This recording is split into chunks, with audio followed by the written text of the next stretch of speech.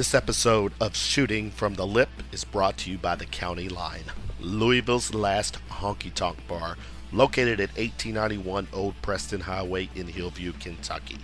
Manager and bartender Chris Lucien invites you to check out live music every weekend, Friday and Saturday nights. Check out their Facebook page, The County Line. Mention Shooting from the Lip on Friday nights and get Jack Daniel's Honey for $3.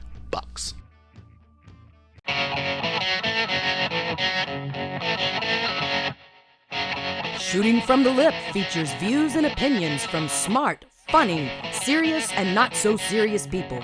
This show is intended for a mature and not so mature audience. Enjoy the show!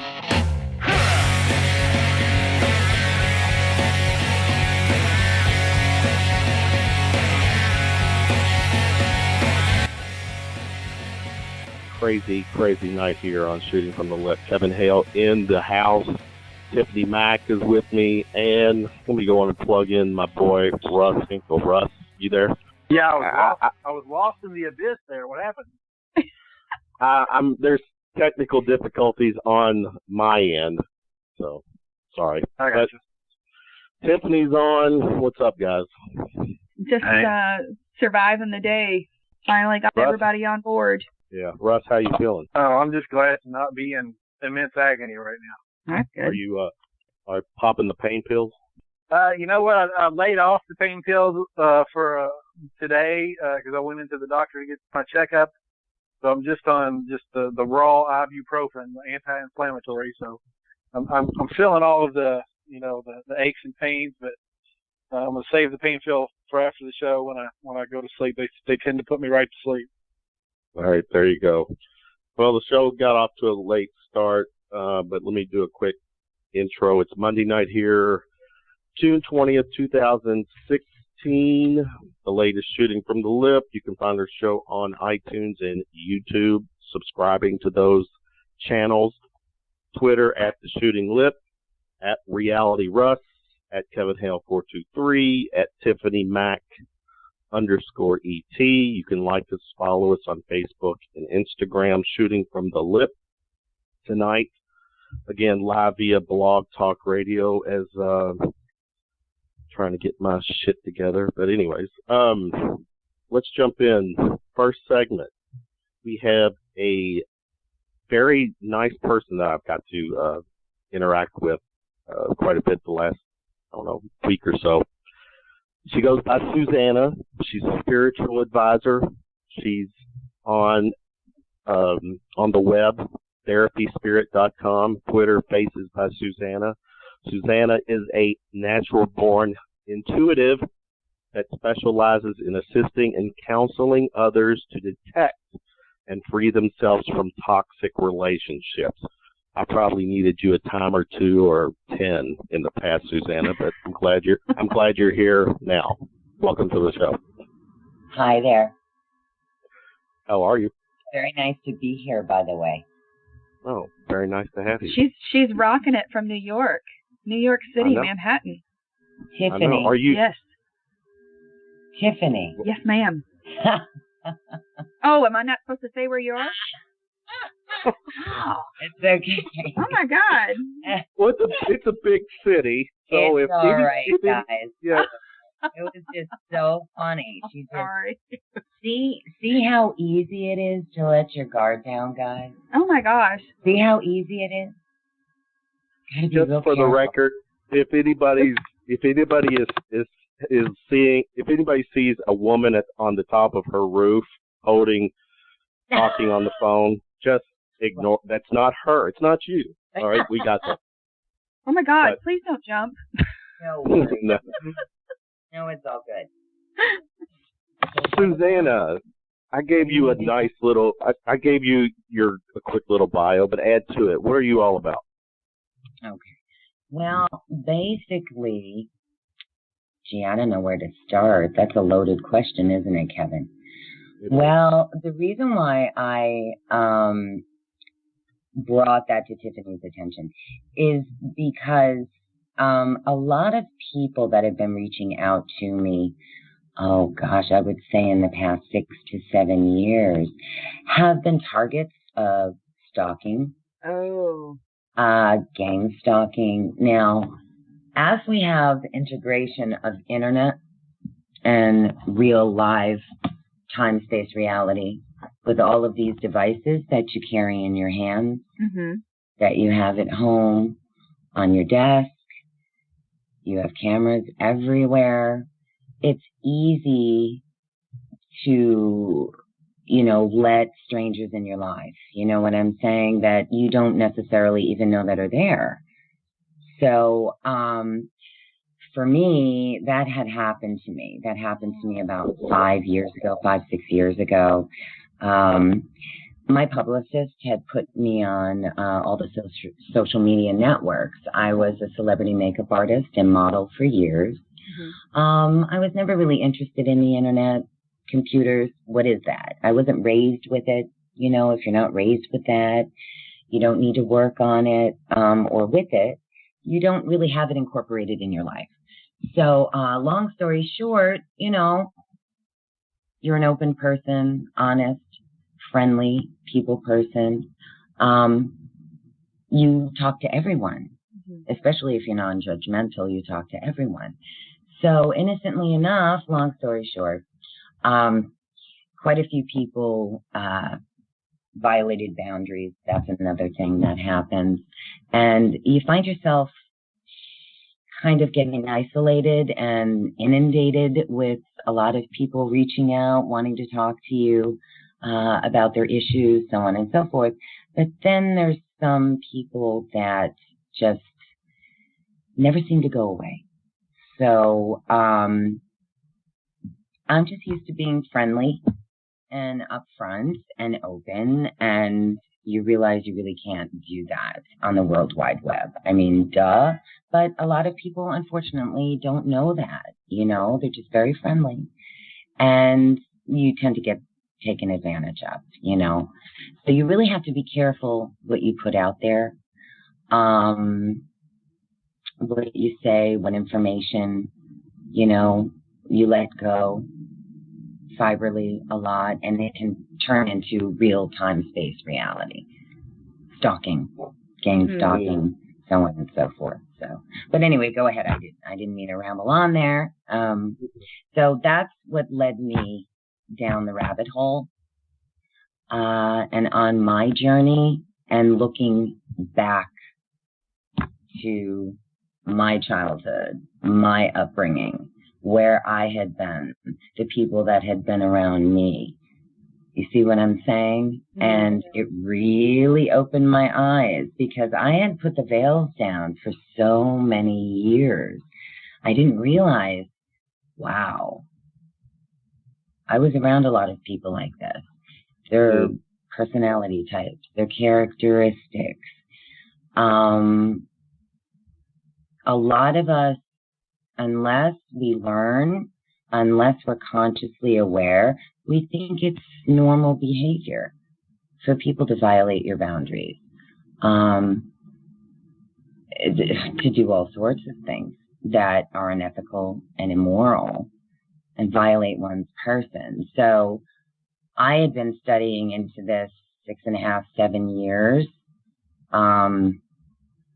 So yeah, it's been quite a journey, quite an eye-opening experience, because we tend to make excuses for people like that, oh, he or she, they're just narcissistic, or they're just overbearing, or, oh, it's okay, and it's really not okay. You know what I'm saying? So you have to really know yourself, and I think a lot of people tend to make excuses for other people's toxic behavior without really looking at it and understanding it. So it gives the target back their voice, so to speak. Anything you want to ask me? I'm rambling on. Who was your? Did you decide to begin this aspect of your career based on personal experiences or based on experiences of those around you? Which one was most important in this development? Well, I tend to learn out in the field. Okay. Experience teaches. Words don't teach. So, also, I'd like to just apologize. I have really bad allergies.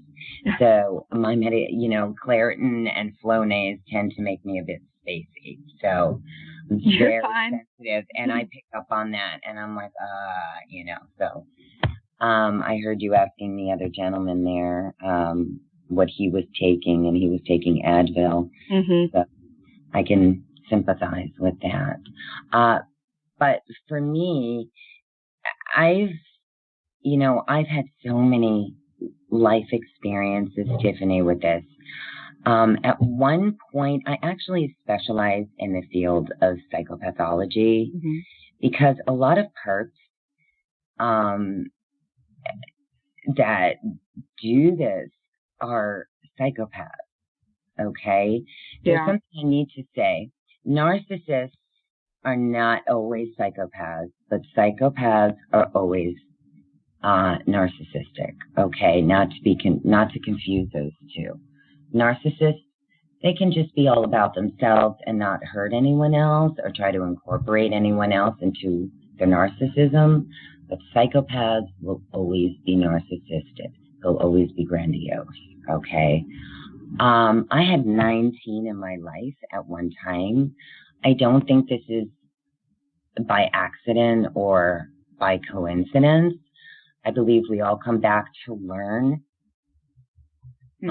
certain lessons, and more so than others. Mine was in particular very catastrophic, very hard, very, very, very hard. Rapid fire pace lessons I had to learn, and I had to learn them quick and on my feet. But I had 19 in my life at one time. And I had to figure out what's going on here. Why are the same personality types showing up in my life?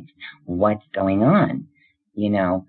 So I just dove in feet first 4.5, 5 years ago. And started researching into them, reaching out to other specialists in the field, a lot of law enforcement, a lot of detectives, a lot of criminal attorneys, people that work on a nonstop basis with them, so much so they're kind of numb to it. But for me, I really wanted to get in there and see how they ticked. What made them tick? What made them do what they do? And why do they do this? Because for the target, I don't like the word victim, guys. I don't like that. Target is better. The word victim tends to keep the target in victimhood. I'm all about positive vibrations, raising vibrations, and staying up. It's very, very important for one's healing. Very important. Let me jump in attract. Pardon? So let me jump in real quick, Susanna. With this being, spiritual, what's your take? Is there a fine line between spiritual and religion or religious upbringing or beliefs? How do you offset that? Okay. As in healing, working with a client and working on their spiritual growth? Is that what you're asking me? Yeah. Because if religion or there's something about the religion is why they go about doing the things they do, all in the name of religion. And we've got a lot of, Russ would agree, a lot of sickos, whether they're in the U.S. or outside of the U.S., now, Russ, let me get Russ in because I haven't heard from him. Russ, when you've heard her speak, from a religious or / non-religious aspect, what's your take? Well, I haven't heard anything about religion. I just Yeah, I didn't say anything about religion. Yeah, well, no. Okay, I get. I mean, I think from a spiritual. Yeah, go ahead, Russ. I think from a spiritual level, I mean, you know, I like I said, I don't really understand other than you know, basically seeing, you know, toxic people. I think it's, you know, in a lot of cases, it's, you know, when you're in the relationships, it's harder to see the toxic people than when you're not. So, you know, I can see toxic people all the time in situations. Yeah. So I mean, well, what I do, I'm just, you know, you talk about, you know, especially when you're non-judgmental.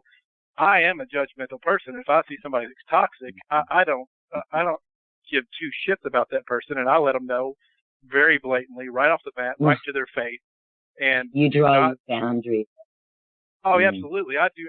If somebody, I try to be nice to everybody I meet. I try to be, you know, engaging and personable. The minute and it's almost like a defense mechanism and a personality flaw.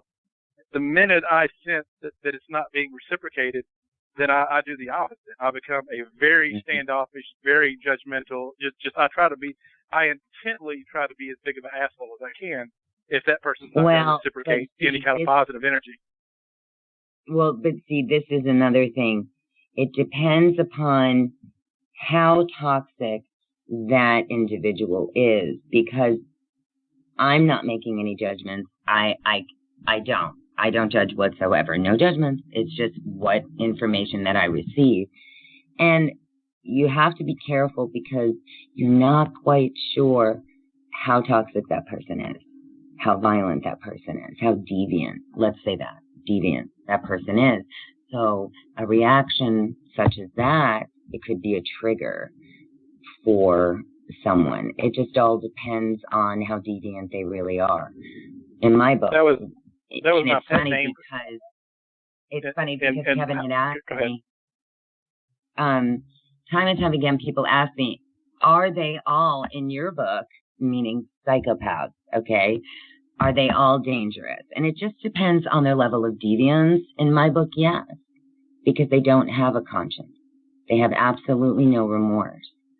So, I mean, I was telling Kevin, it's like, let's pick something simple, something easy to fathom, okay? People who abuse animals, innocent little animals, okay? We hear about it all the time.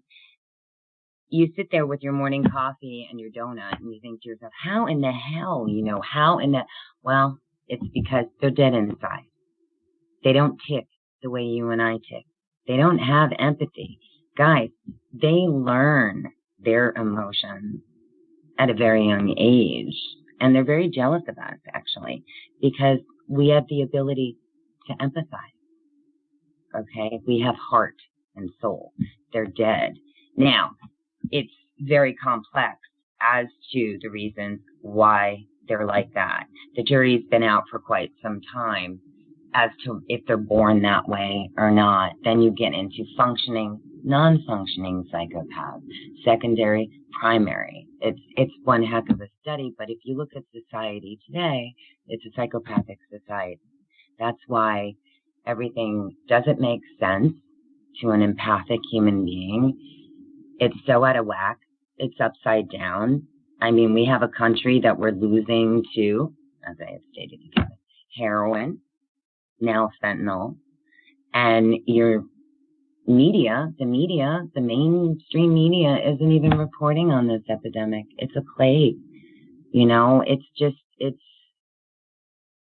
they're engineering them as well. I mean, it could be anything, abuse, drugs, anything.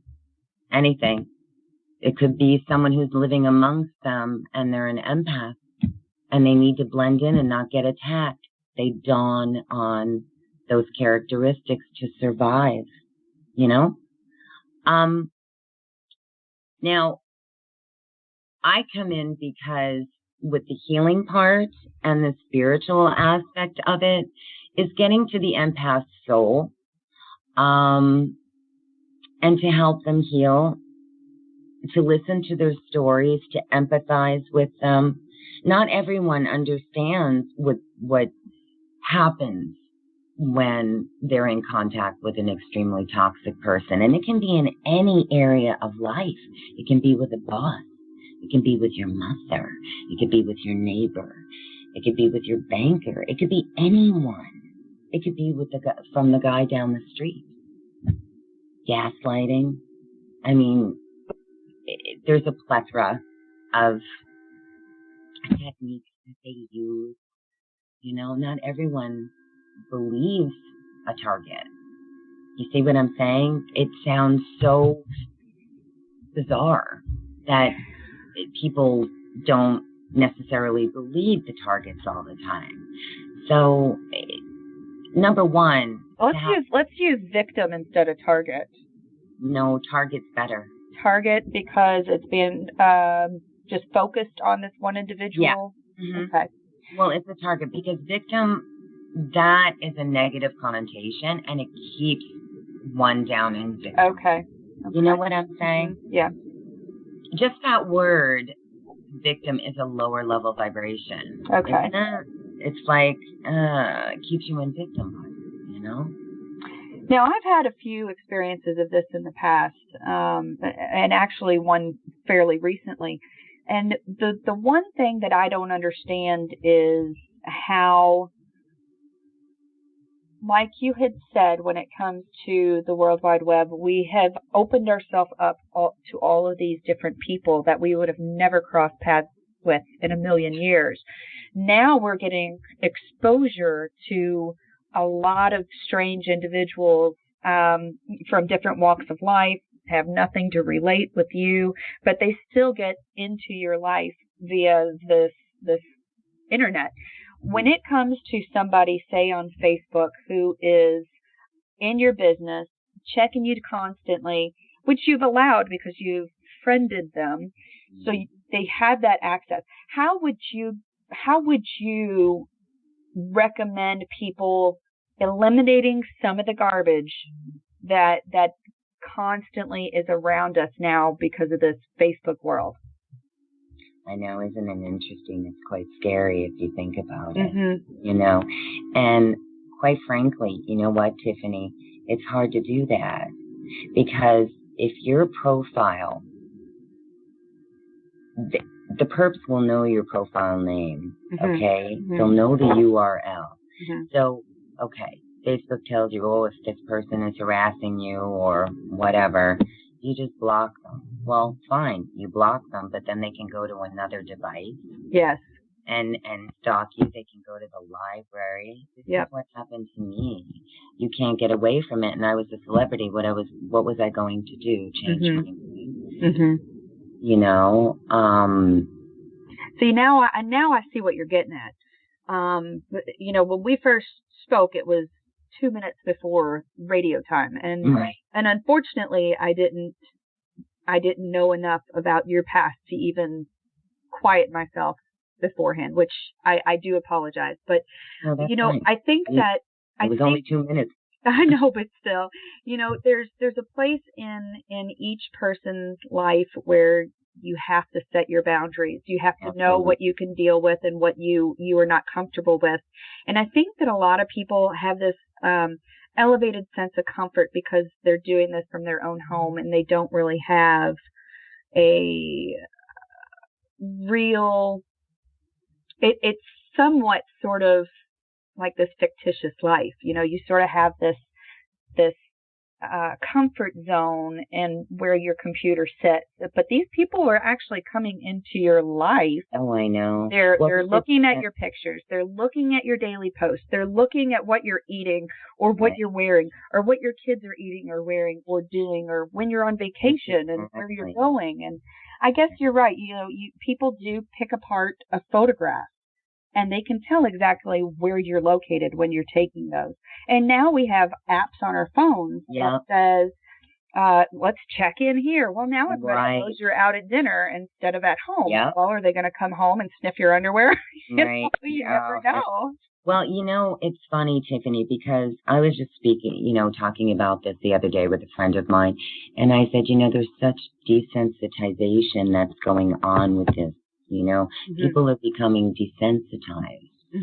Okay. It's also, people look at it like, oh, the mommy look at me syndrome.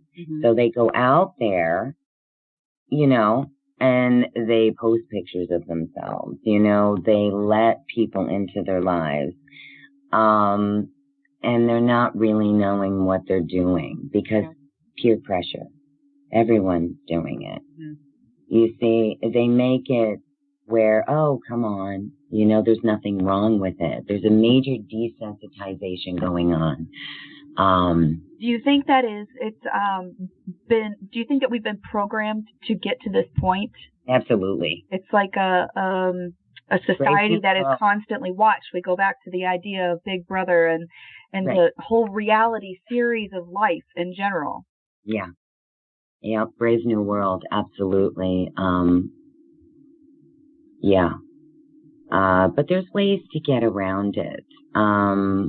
Do you use Facebook very often? No, I'm actually not on there. I had a profile. I deactivated it.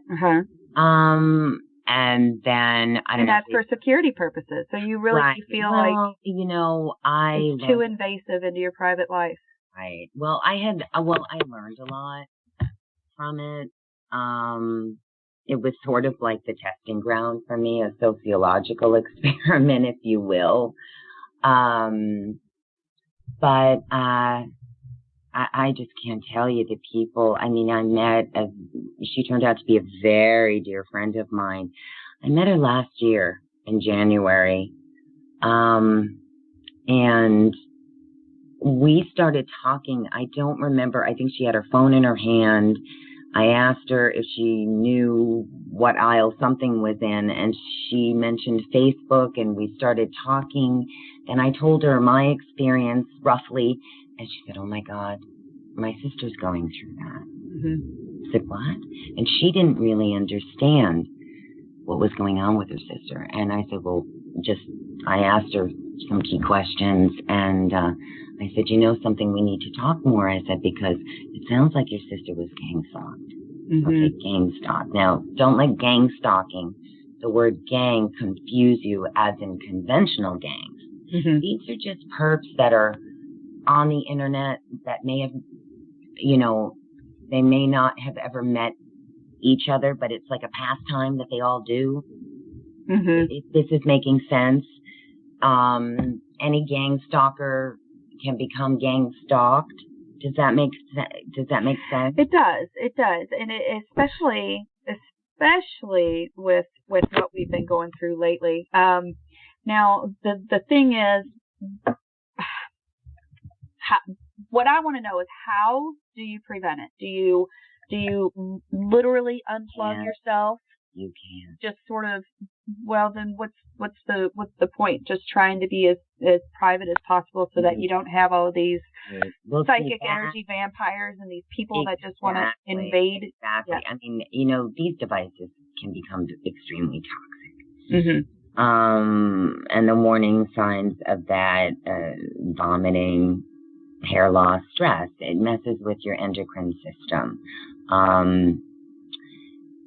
If I would say to limit your time, how much time you spend. I mean, on anything really. This goes for pretty much anything and everything, but limit your time, limit your interaction, watch what you're letting in. You know, we're so inundated on the internet with things that 10 to 15, 20 years ago, you know, you wouldn't allow in your living room, you wouldn't allow in your bedroom. Now everyone's on their device, and they're becoming desensitized, to porno. You know, absolutely. I mean, very dear friend of mine, and she's actually listening to the show. Don't kill me. But 3 weeks ago, I'm sitting in her living room. She's on her iPhone. I'm talking to her. I'm an eye contact person. I need eye contact. I need to see what's going on in your brain and in your soul and in your heart. I need to see your eyes. She's on the phone. I'm like, what is going on? What are you looking at? She goes, oh my God, a friend of mine. He sent her a picture of his junk. No, having sex with a chicken. I'm like, oh my God. I didn't even know that was possible. I said, stop. Now. Whoa, Now. Seriously, you know? I have finally heard. I have finally heard something that's pulled my chain. Russ, I know Russ has a comment real quick. South Park did a whole episode on chicken suckers. What? There you go. Okay, you all have just like, my head is like hurting because I've never even I can't even visualize that. How do you do that? Of course, I don't want to know. A cartoon, but you know. Guys, that's tough, you know. But you know what? Somebody had to come up with that idea and thought it was a really good one. Yeah, now, and I'm a sensitive, so I don't want those pictures playing. Neither do I. Yeah, you're right. And you know what? It invades your brain and it'll stay in there. When you least expect it, it pops back up and you're just like thinking, oh my God, that dude was having sex with the chicken. No, but yeah, that visual is going to noodle in my brain for the rest of the night. And then I'm going to wind up, and then I'm going to take it a step further by putting Russ's face to the guy who's hit the chicken. Yeah. But do you fry it afterwards is what I want to know? Oh, my God. What's the deal? What's the deal with that poor chicken? I wouldn't know. Please. I know. This is bad. Yeah, but I don't appreciate being in your fantasy of chicken sucker, so you see what I'm saying, Tiffany? Yeah, it spreads. Yes. There's a desensitization going on. Mm-hmm. So if you have a desensitization going on, where do they draw the line? You know, to what is moral, what is immoral? You know, what is kosher or not too kosher? I mean, yes, if you start seeing things more often, you start to not have that more obligation to reject it. Right. Let's face it, there is no privacy on the internet. Mm-mm. You know, there just isn't, you know. Like I said, you know, I had a friend here, I think it was a week and a half ago, and I warned her. She was having some issues with an ex, the wife, yada, yada, this and that, bada, bada. And I'm saying, listen, you need to make your Facebook private. You need to go through your pictures and select. And she wasn't quite sure on how to do that because Facebook is also gaslighting you and making it extremely difficult to do so. Well, I ended up creating a new public profile page, and I don't put my children on there. Yeah, that's a great idea. And I try to remain as neutral as possible, but you know what? It doesn't happen. That's a great idea, Kevin. I may, as I had stated to you when we first spoke, that down the line I might do that on Facebook. That's a great idea, but with the work that I do, I tend to get so inundated, you know. Yeah. Like my circuits were on overload, so I've kind of been taking a break for a while and eking back out there. But that's a brilliant idea. Yeah, you got that right. Yeah. Well, and then I just keep my private one with my family, and you know. And even then, I've started limiting photographs of my children and things like that, too. Because you know what? What you put on the Facebook stays in the Facebook. Yeah, and you never know. Exactly. Hackers. I mean, you just, you know, with Facebook, what is it? Face recognition. Yeah. But when it comes down to it, social media is really, for the most part, 80% attention whore. That's what social media is. And I fall prey to that every now and then. Granted, now I use social media 80% of my time to promote the show or, you know, maybe my kids. But, yes, you know, Kevin forces me to use the Twitter. The Twitter is okay. At least, you know what, guys? You know what I like about Twitter is that at least, you know, when you wake up in the morning, no one is on your wall. They didn't bash you. They didn't page bash you. You know, no one can get on your wall and write all this horrible stuff like on Facebook. You know what I'm saying? Yeah. So at least with Twitter, they really can't get at you that way. I like that. So at least you don't see all this stuff, or if somebody posts something, I mean, you can change it on your settings, but you can't get away from the comments. Yeah. You know what I mean? I mean, back in the day, when you didn't have all those settings, privacy settings, where you can limit people's access to what they can post on your wall. I mean, people would wake up and you'd have your page bashed or porno all over your page or people yelling, screaming at you. Chickens, KFC, promoting KFC all over your... Someone who wasn't, too kosher, all upstairs. I know you can hear me out there. But, people, they think that they know you. Yeah. Well, here's what we got to do, Susanna. We got continuing with the show. Share with us all the ways that we can connect with you through social media. Well, you have the Twitter page, right? Which is, what is it? Hspirit Susanna. Handle @Faces by Susanna. That's from the makeup artistry, the celebrity makeup artist. So I just kept it because everyone knew me by Faces by Susanna. And also my website, therapyspirit.com. I can be messaged, emailed to my website. Is that what you meant? Yeah. Very cool. Okay. Yeah. Good stuff from you. Yeah, good stuff from you. Please check out Susanna's, again, her Twitter page, her website, for some spiritual advice. Russ, any parting words for Susanna? I mean, I'm just, I looked at your website and, and some of the stuff, and I find it somewhat refreshing to talk to you because it seems like most of what you're talking about is based on intuition and experience. I'm the group skeptic. I'm an atheist, and I have absolutely no, belief in any kind of, anything. I mean, I think maybe music is spiritual. Well, music is spiritual. Love is spiritual. There are things like this that are spiritual, but I mean, as far as, I think you would do your, I mean, from someone like my perspective, it's almost doing yourself a disservice to say that you have psychic gifts, because what you have is experience and intuition, and I think that's evident. When somebody uses a phrase like psychic gifts, I just automatically, I become judgmental and write them off. I mean, it's just an immediate write-off for me, because I feel like so many people can say that and just be so, absolutely full of it. I mean, let's face it, most of people who claim to have psychic gifts or it's absolutely nonsense. And I think what you have is intuition and experience. And I think you would be better served for a large percentage of the population calling it, what it is. Your experience, your intuition, your just, your ability, an ability to put these things together and see. When you call it psychic gifts, it loses a lot of people. Is that on there? Yes, it's the first line. Because actually. Because I am clairvoyant and clairaudient. Mm-hmm. Fair enough. All right. But I hear that. Right. I hear that. Yes. Okay.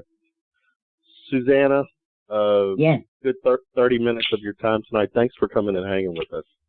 Well, thank you for having me. I hope I made sense through all of these allergies here with Claire. Insightful. I think so. You did. Just insightful. Good stuff. It was nice meeting you, Tiffany. And Russell? Yes. Nice to meet you. Susanna, I'm going to contact you a little bit after the show. I've got some things to discuss with you. Maybe. I was a little nervous. That's okay. I'm sorry everyone out there in Steel Land. No problem. I do. I get nervous because, I'm just such a sensitive, and I can feel, I'm hypersensitive, so I can feel the audience. I can feel the hush. I can feel, so I'm very sensitive anyway.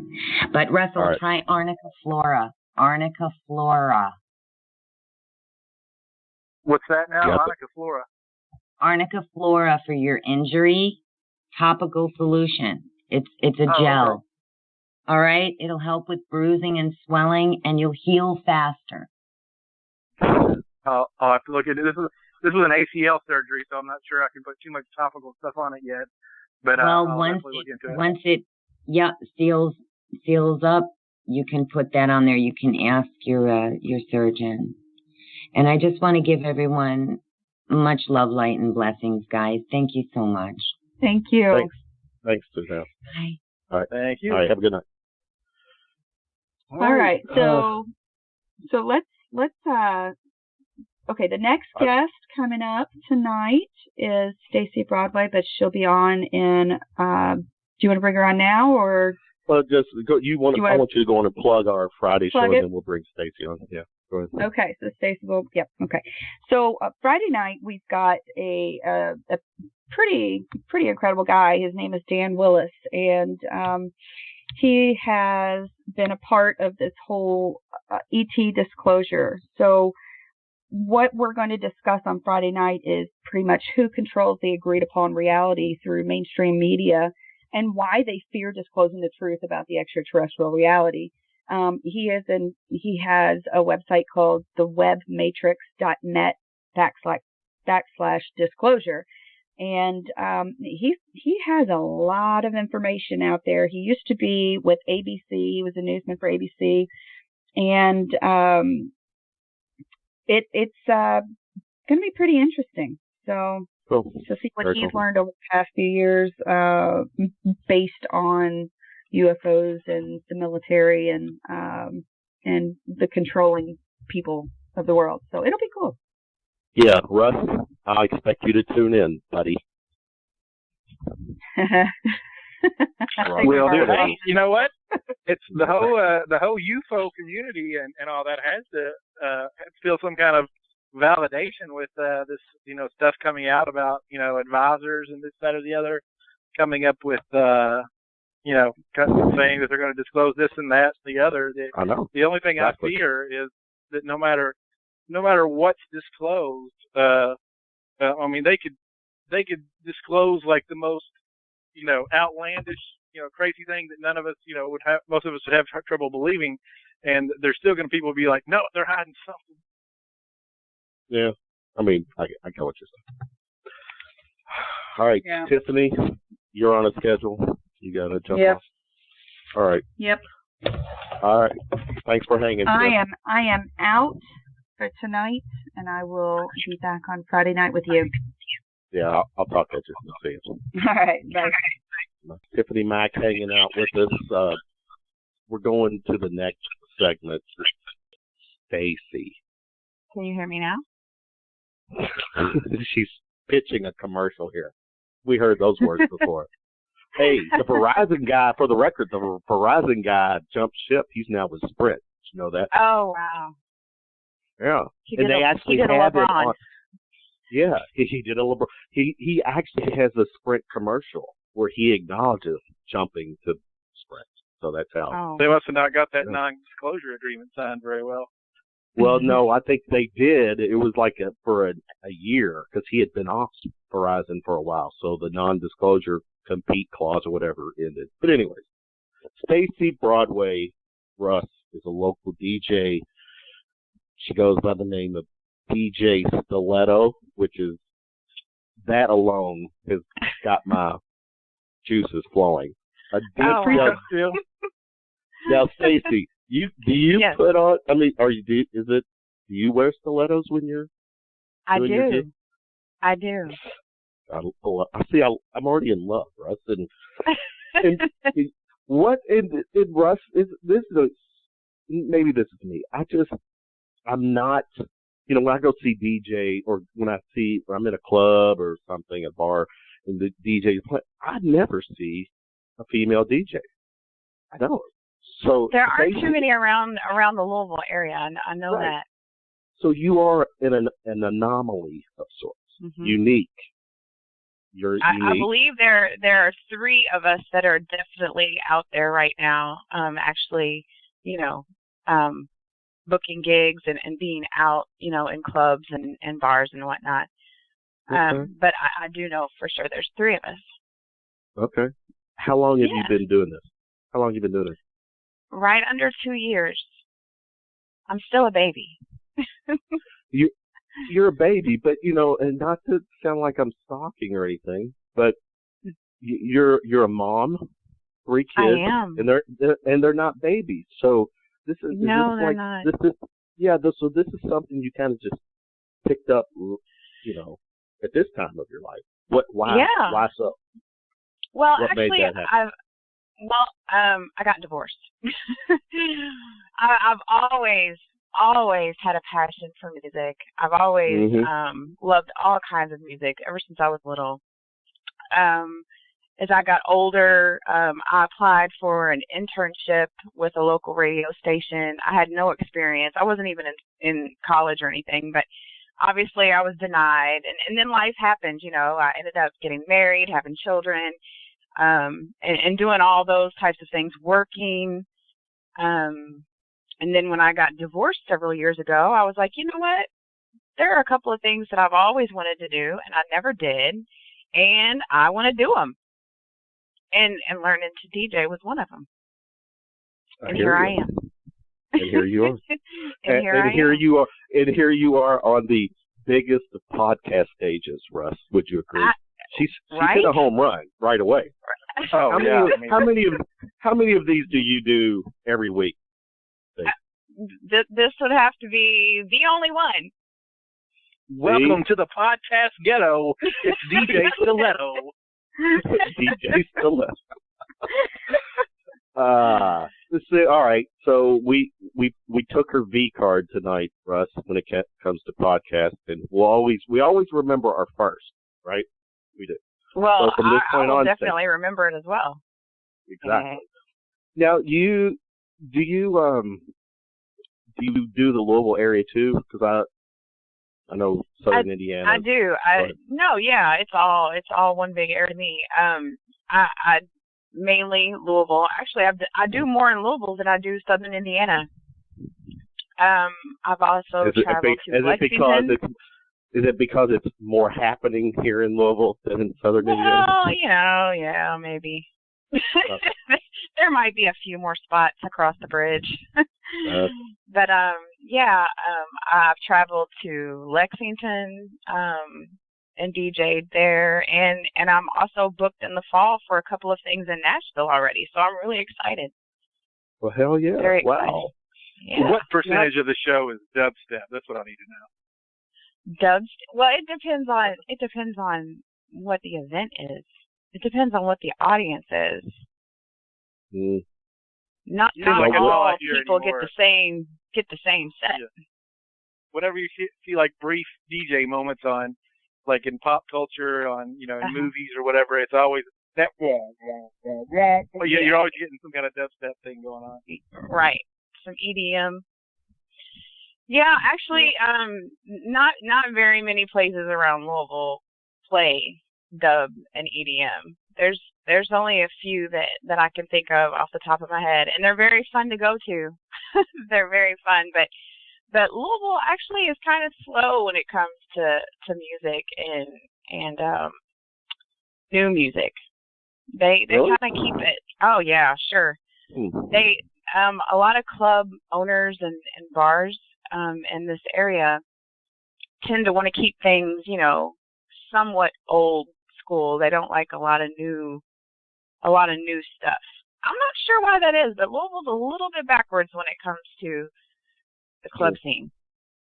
Well, even in comparison to Indianapolis, which is just an hour and 20 minutes up the road, but it is. Yeah. We want to sing along here in Louisville. We want to, we got to know the words right. So we can be right. Like, everybody needs to know all the words and no new dances. We have to keep the same few little dances. But yeah. Well, a new dance by its very nature is not known. So I mean, you have to learn it on the spot. That's just terrible. Right. True. Are you familiar with other DJs in the area? Do you know like some of the other DJs in the? I am. I have to say, I got my start from a DJ. Actually, I kind of messed around with a few friends when they were trying to help me kind of dabble around, on the turntables and whatnot. But it wasn't until I hooked up with a very close friend, Everett Morton, who DJs. And he actually took the time, to work with me and let me use his equipment. And and really practice and get the basics. So I'm very grateful to Everett, or AKA DJ Evolution. But now DJ K-Dog and DJ Stingy, they have been so welcoming and so supportive and just really, really great, taking me in and helping me out, showing me tips, getting me gigs for that matter. Just very, very supportive DJ community. It's really been great. Oh, that's what my next question was. Is there a rivalry in the community? Because it seems like there'd be so many, only so many gigs, and there would be a lot of rivalry and tension possibly. Well, you know what? There actually are plenty of gigs. There's plenty of gigs. One DJ can't do every party. One DJ cannot be all over the city every weekend. So there's plenty of gigs. It's just really getting your name out there. I not only am I new, but I'm a female, and that may sound kind of intriguing or like it might get me in the door, but it really doesn't. And to be honest, I don't want that to be the reason why I get in the door. I want to be hired because I'm a good DJ, not because I'm a woman. Hey, when you're on the come up, take whatever you can get is what I would do. Sure. Don't get me wrong, I am. But but ultimately, I don't want them to be like, oh, she's okay for a girl. I want them to be like, no, she rocked that party. Yeah. So are you familiar with Ryan Cox? Yes. Mm-hmm. Yeah. Oh, I don't know him. I don't know him personally. Oh, he's just a guy that I've known for a long time.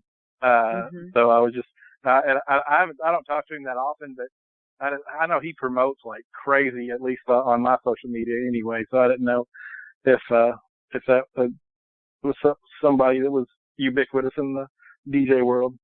I've not met him personally. I do know who he is, and I do know that he's all over the place. He's doing very well. But as far as, I really, really kind of, I guess my go-to people are K-Dog, Stingy, who else? I'm trying to think. I knew I would be forgetting people tonight. DJ Doc Key, he's a friend of mine. His real name's Kedron. Just people that have really embraced me. DJ Equip. They've been very extremely helpful. Does everybody pretty much use the same equipment now, like the Apple, technology MacBook. the MacBook stuff?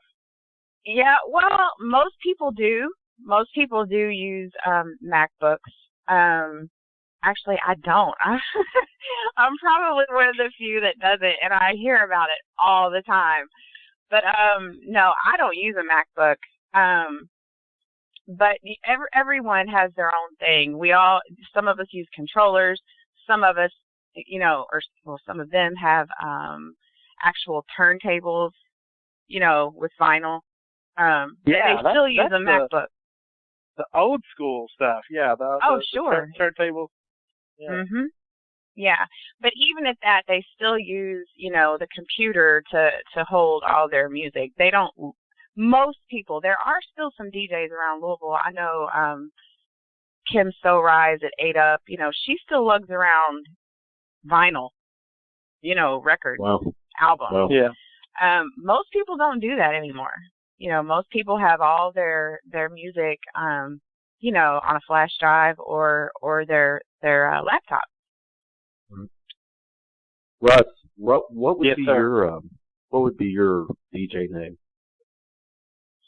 I don't know. I was thinking, because like when you mentioned Ryan Cox, he seems like he should have picked out something a little more artistic or something like that. But I don't know.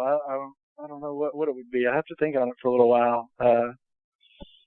Come up with something that's marketable and intrigues a little bit of mystery or something like that. DJ, how about like for DJ shits Stiletto. and giggles, Russ? Just give me something to work with. Just give me.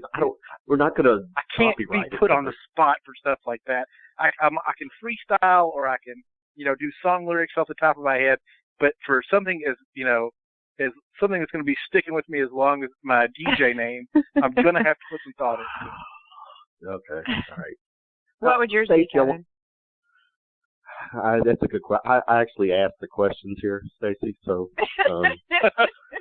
my next question is that going back to you, what is it? And I don't want to use the word. Well, I'm gonna say gimmick, but I mean no disrespect. But what is it about what you do that is just sell yourself to someone who's looking for a DJ? I really, really take pride in my mixing, my blending, my transitions.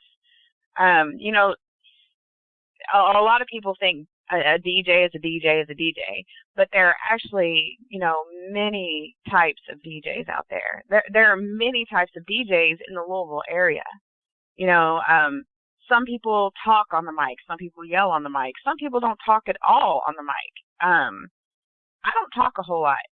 Well, depending on, what event I'm performing, I don't talk a lot. But some people do. But I really take pride. Hey, I know music. I've just been a music lover since I was a small child. So I know my music, or I feel pretty confident in my music and song selections. But I pride myself in my blending and transitions, meaning going from song to song. You're not going to hear it cut off, or I'm not going to play a really slow song and then blend it in with some crazy funky, I really try to make it a smooth transition. So whoever's in the audience, if they're dancing, they're not even going to really realize that there's a change in the beat or, the song. They're going to keep dancing, just as smoothly as I'm blending. So that's really important to me. Yeah. Do you have official? Go ahead, Russ. This is all about the blending. But I was thinking, in thinking about the name, which I'm close to selecting one, Kevin. But I was thinking that if you were a DJ, I don't know what your name would be, but I have a feeling that most of your stick on the mic would be like, and now coming on the main stage, it's Passion. Passion? Yeah, well, that was like a spoof on you being a stripper DJ. You'd be announcing the next stripper on stage. She got it. Oh. Yeah, come on. I got it. I didn't get it. Anyway, I lost my concentration. What was this? I was getting ready. Oh, Stacey, have you 2 years into the business? Do you have consider a loyal following? I'm getting, this weekend I had like a 24-hour notice this past weekend on DJing at a spot here in Jeffersonville.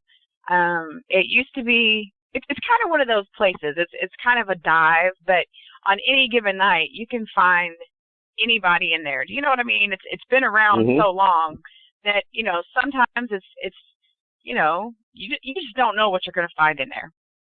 But I think it's been dead. The business has been a little slow for a few months now, and they're trying to change things up a little. So they asked me if I wanted to DJ this weekend, and I only had like 24-hour notice. So my first night, I had like 25 or 30 people show up, just my friends, just some friends. But then Saturday night, I had almost 50 people show up, and when I say that, please know that I'm not saying that from any kind of bragging perspective. I'm saying that I was shocked. I was so surprised and so grateful that those people came out and supported me. And it was just a great feeling. They would come in and, because I blasted it. Kevin, I know you're on my social media. So I know you've seen my posts and videos or whatever. Right. I tried to put it out there as much as I could in 24, 36 hours. And so people, when they came in, they came up to the DJ booth and were like, hey, it's good to see you here. I can't believe, you've got this many people. It was just really, really fun. And it was Cool. I was really surprised. So I wouldn't say that I have like a serious following yet, but I'm getting there. I think I'm getting there. Well, I'm gonna do my part to help you get there because you and I have a common friend. When I first started the shooting from the lip gig, Bill Saunders was my co-host. Right. And I know you and Bill go back. I think it was volleyball. Right? Yeah, we play volleyball together. Still do, or you did, or no? You know what? I think he fired me or something because he hasn't called me in over a year now to play volleyball with him. Somebody just got put on notice. Bill Saunders. I know he's getting called out. You know, he kind of fired me too because he broke away. He couldn't do the show with me anymore, and you know, so I guess we're in the same boat, Stacey. It was like you and I just didn't cut the grade when it comes to. Well, I guess Bill not. Saunders. I guess. Yeah. Well, who needs him? Who needs him anyway, right? I'm teasing. I'm so teasing. Stacey, plug away your social media and any upcoming gigs. This Friday I will be at Sky Bar at Saints. It's an all 80s party. I'm actually I kind of don't like theme parties, but I think this one's going to be really fun. We know all the words to every song. It's going to be fun. Actually, I'm co-DJing with DJ Brios, who is phenomenal. So I'll be there Friday, and then Saturday I will be at the Lighthouse in Jeff. I have a Facebook page, facebook.com DJ Stiletto 12, and Twitter at Stacey Broadway.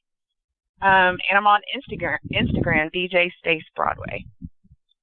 So if I felt like Russ, if you and I felt like going out as Crockett and Tubbs of Miami Vice, it sounds like Friday night would be our thing to do it, man. And you have to be Crockett. Dog. I'm Crockett. No, dog. I'm gonna put on my Thriller jacket. That Michael Jackson though. Okay, that would be the move. That would be it right there. I'll go Sonny Crockett. I just need to find some parachute pants. Yeah. Hell to the yeah. That would be awesome. All right, Stace. Thanks for coming and hanging with us. I wish you the best of luck, and I'll do my part in helping get those stilettos out there across the thank you. little area. I would really appreciate it. Thank you so much for having me. All right, you're welcome. Have a good night. All right, you too. Absolutely. See ya. Stacey Broadway, DJ Stiletto. Russ, how you feeling, buddy? Oh, I'm probably gonna have to get close to signing off here. You're fine. Let me bring on an old friend of ours, Chris. Okay. You there? What's up, Russ? What up, Mr. Lucky Luciano? How you doing? I'm under the weather, man. They got me cut up and on pain pills and sweating to death, and I got a low grade fever, and you know, I'm like the scarecrow from the Wizard of Oz, man. They took my arms, they threw them over there, they took my legs, they threw them over there. It's kind of like that. Did you? I don't know if Chris, do you know what happened with Russ? No, I don't know. Oh, Russ, tell your story. My knees have been giving me problems for a while, and I actually tore a meniscus a few weeks back. I tore my meniscus, but it was due to my ACL kind of failing, not torn, but it was failing. So in my right knee, I just had ACL replacement surgery and a meniscus repair. So I'm all cut up in the knee area with a big brace on it, big cast, cornhole injury, crutches and all that. Yeah. Oh no, it's not a cornhole injury, but yeah, I haven't been able with my job. I haven't been able to play enough cornhole to get injured. Oh. Cornhole they got y'all fixed up, though. I hope so. I've been kind of bedridden for a while, just since last Tuesday when I had the surgery. So I'm hoping to get out.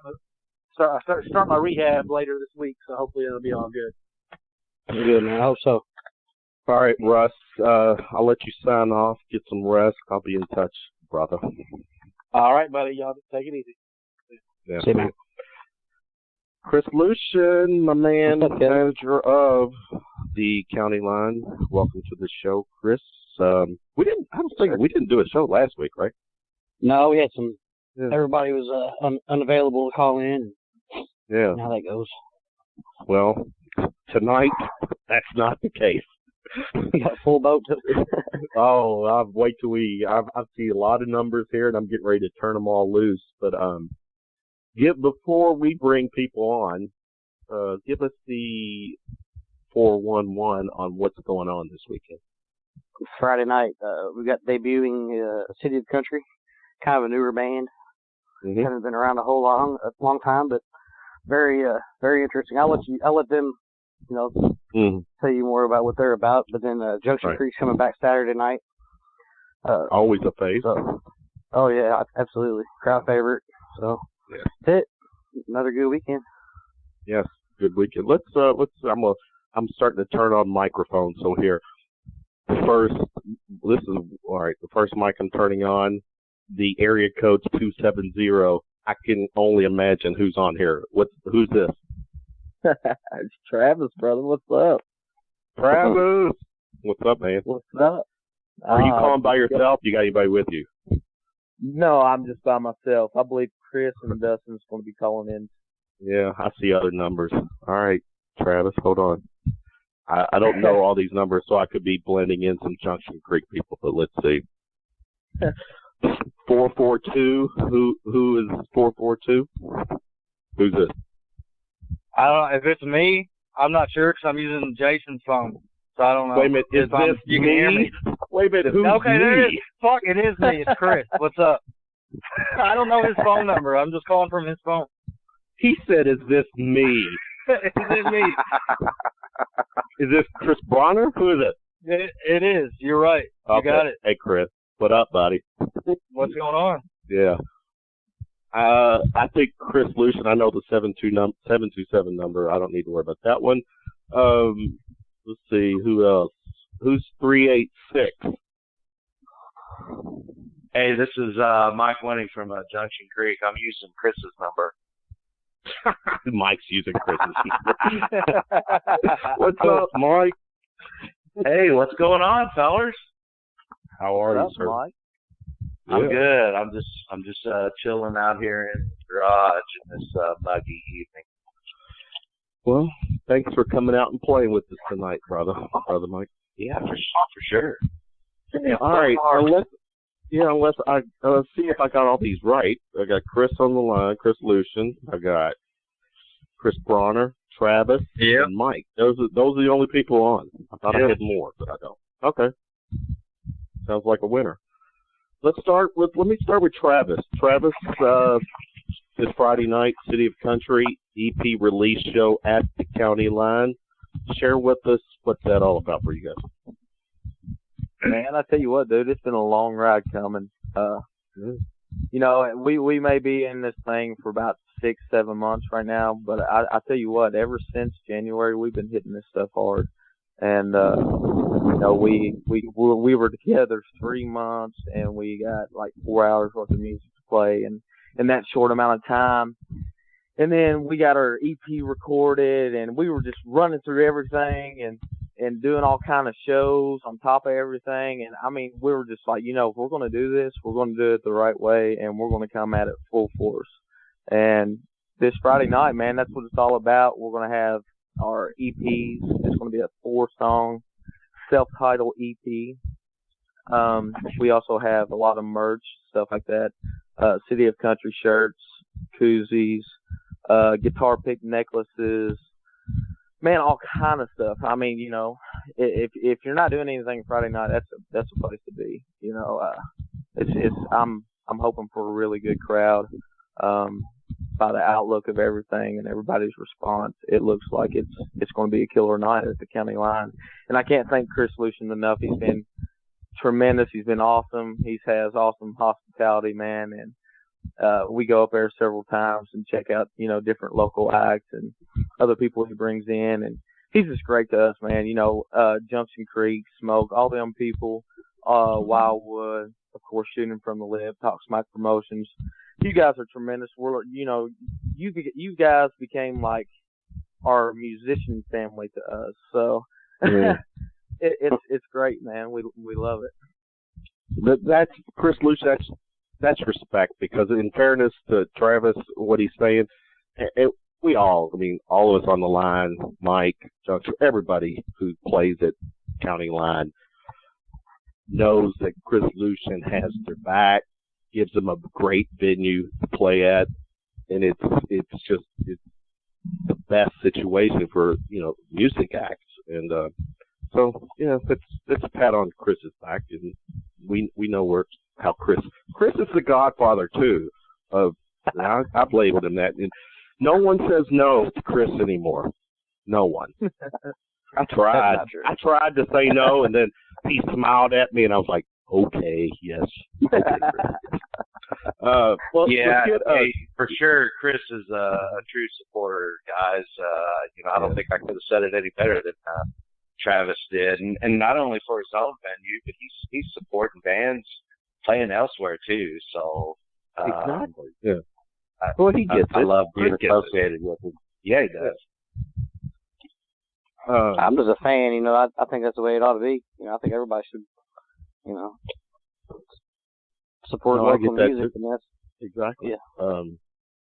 Now Saturday night we've got one of our favorites too, Junction Creek, coming back. Mike, you guys have been on a roll with some shows lately. You were at last weekend, the Bullitt County Fair, right? Yeah, for sure. We had we were at actually at the fair on Saturday, and then Friday night we were over at Halftimes in Mount Washington. Pretty good turnout in both locations. We've been pretty busy. It's a good problem to have, right? But we're looking forward to Saturday. We're excited. We got a bunch of people lined up to come out, and when I get over my hangover from Friday, when I come out and celebrate with City and Country, we're gonna come in there and raise the roof and make some ears bleed. Yeah, and you bring up a good point. And actually, Travis said it too, and Chris, you know this too, because you're there, every weekend. But it is a cool thing when you got people, other bands coming in to hang out with their, fellow musicians, fellow fans, supporting, the musicians. And, that's one thing so cool about the County Line that I like, is that when you go in there every weekend, you're always going to see somebody from another band make an appearance. And, that's a cool thing. That's paying respect. And, I dig that. That's, very cool. Yeah. Now, I'm sure it happens at other venues, but last weekend I saw 6 or 7 different bands come in Friday and Saturday night. It was awesome. I love that. I have a certain spot in the corner of that bar that I just sit at. That's my spot. Yep. There it is. Yeah. Close to me, right? Well, if that's the way you want it. It's all good. No, man. But for real, I mean, you anymore you've got all these bands and they want to make it a dog-eat-dog world, and nobody wants to support each other. And that's what a good thing that I see with like Junction Creek and Smoke and Wildwood, and we can keep naming names and so on and all that. But we all come together as one, and we not just help ourselves out, but we help everybody out. If someone needs help running sound one weekend, or someone sees a new venue to play at or something like that, they're like, hey man, y'all check this stuff out. I think it'd be a good place to play at. Versus everybody getting down in everybody's throat about things and being like, no, I don't want nothing to do with you, or anything like that. I want to add this. Let me add this about City of Country, because you guys are relatively young. I mean, how long? Wait, real quick before I ask Chris, how long have you all been together as a band? Travis, Chris. 7 months. Yeah, so less than a year. And one thing about these guys, Chris, is that I see these guys come in and hang out at the line, listening to bands. I get that. I can't help but think that these guys are not coming in and just soaking up this vibe and the whole music scene and, learning it too. So, in some ways, some crazy way, I do see these guys as like paying respect to the game, to the business. And, so it's a cool thing because I don't know how many times we've done shots and shared beers at the line. Yeah. Yeah. I think what it is, Kevin. I don't know what you're talking about, man. Yeah. Yeah. I think what it is a lot of us come from we all came from different projects and all of us come from different genres, especially in City of Country. That, like country music, me playing it is totally new. And, we got together and it kind of happened and we're at it now. But me going to the county line now, to kind of go back what you're talking about is, not only do I pay respects to every band that plays there pretty much, because I'm up there almost every weekend, whether I come in at 1 a.m. to check out the last 30 minutes or I'm there all night. But that's my way of saying, you know what, I'm going to take what I'm hearing that I'm not used to and take it in and at the same time learn from it and figure out what I can do to help us as a band as a whole, just like, Travis and Dustin and Aaron and all the other guys in the band do. So, I try to make my round and support everybody, and I'll go to 2-3 different places in one night. And to me, that makes you a genius because you're doing this and you're soaking it all in and still, able to open your mind up and your ear to listen to certain things and say, wait a minute, man, some of this could work for us, and this, so good deal. Very cool. It works. Yeah, I'll go back to Mike real quick. Mike, how long has Junction Creek been together? Well, I think they got started, really took off around 2010. I hooked up with them back in January of this year, so I've been with them just a little less than 6 months. Actually, County Line was the first show that I played out with them. Yeah, I didn't know that. But they've been around a while, and I mean, even before that, they've all played in various bands, and heck, we all grew up doing this stuff. And, I just want to chime in a little bit on the conversation a little bit earlier. It's one big family, and everybody does support one another. I think it's awesome. Equipment breaks down, you need help, you make a phone call, somebody down the road can help you out, or need somebody to sit in, whatever the case may be. And yeah, there's a lot of value in just getting out and listening. But it's when it's your passion and you love it, it's second nature. The Louisville scene, I think, is just awesome. There's so much talent in this town and surrounding area. I'm blessed to be a part of it. That's all I can say.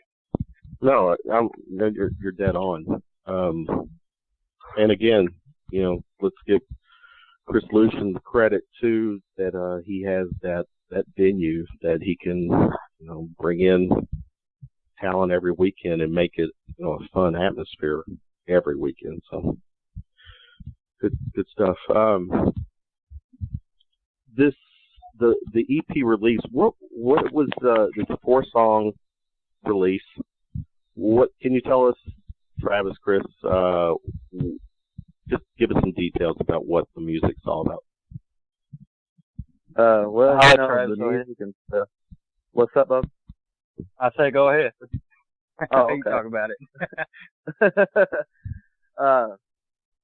Well, I can't really give all the giveaways for you guys, or let y'all know all the good goodies in the stuff until you come out to Friday night show. But our music that we actually play that consists of it's kind of hard to put it in a genre, man.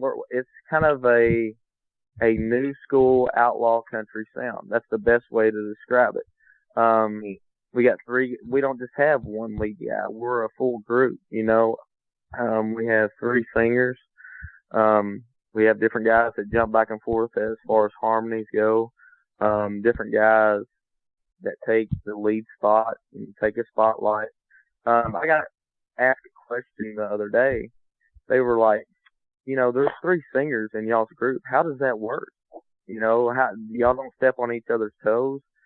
And I'm like, no, man, because, we've, like me and Aaron and Dustin, we go way back. We're the singers, obviously. And we go way back, and we've played in bands and stuff before, years ago. But we just know our place. Everybody knows where they need to be. They know when to step over bounds and not to step over bounds. And we just work together as a group, man, as far as that goes. And but as far as the music wise, it's just like I said, it's more of a new school outlaw country sound is what we have, and it's going great right now. I feel like that style is slowly coming back up to the top. I mean, you got Chris Stapleton, you got Luke Combs, you got Cody Jinks. You got all these up and coming artists that are just blowing it off the billboards with this new outlaw country sound, and we could go different routes with the music because Aaron, he sings rock music. He's got more of a rocker tone. Dustin, he's that backwoods, as soon as he talks, you already know that's a country boy, with Dustin. So, yeah.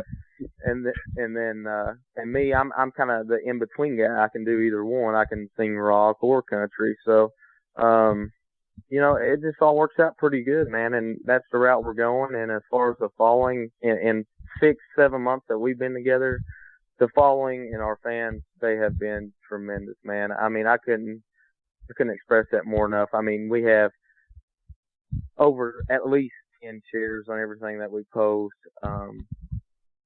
We have a lot of people that come out to our shows, a lot of family that support us. I mean, everybody's wonderful, as well as, all the musicians. They come out to, if they can make it out and they don't have a show, they're out there that night that we're playing, and it's wonderful, man.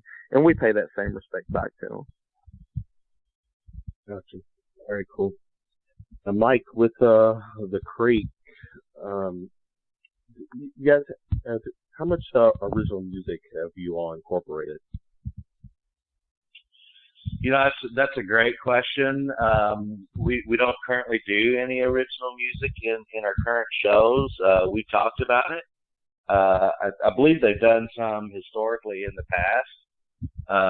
For me, kind of being newer, it was really just about learning the current material, and we've added some new stuff here recently, and we're continuing to add more. But that's probably the one area we probably need to kind of start drilling down on and applying a little more focus, pulling off some original stuff as we move forward.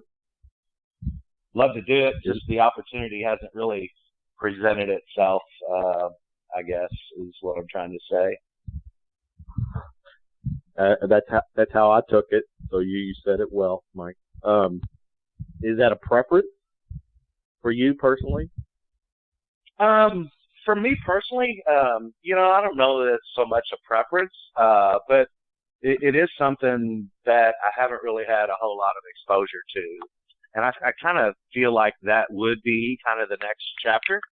It would be a challenge. I'd love to do it. We just need to figure out how to make it happen and pull something off. Very cool. Very cool. All right, Chris, Lucien, if you're okay, let's take these guys. Let's give these guys a round of shot. All right. This is guys for Travis, Mr. Bronner, and Mike. This is where I throw out some questions. It's a kind of a quick Q&A, just having some fun, getting to know you guys a little better. Travis, right now, if someone grabbed your iPod Music Media, what would be the current song playing? Oh, yeah, this would be good. I know what he's... Man, the current song that was played. Well, I just got through DJing wedding, and I absolutely love some Uptown Funk. So that's what you're going to find on mine. Bruno. I call Bruno Mars like the world's tallest midget. He's like, what, 5'4" or something like that. Anyway. Yeah. Bruno Mars, huh? Okay. Who's next? Who is it? Bronner. What's on your Bronner. Oh God. Well, before I tell you, let me explain that I only really listen to country music when I play it. So if you're on mine, you're going to hear like Five Finger Dust Punch, All That Remains, Trivium, just to name a few, Shinedown. Just a bunch of hard rock stuff, I guess. Okay. The screaming stuff that a lot of people don't understand.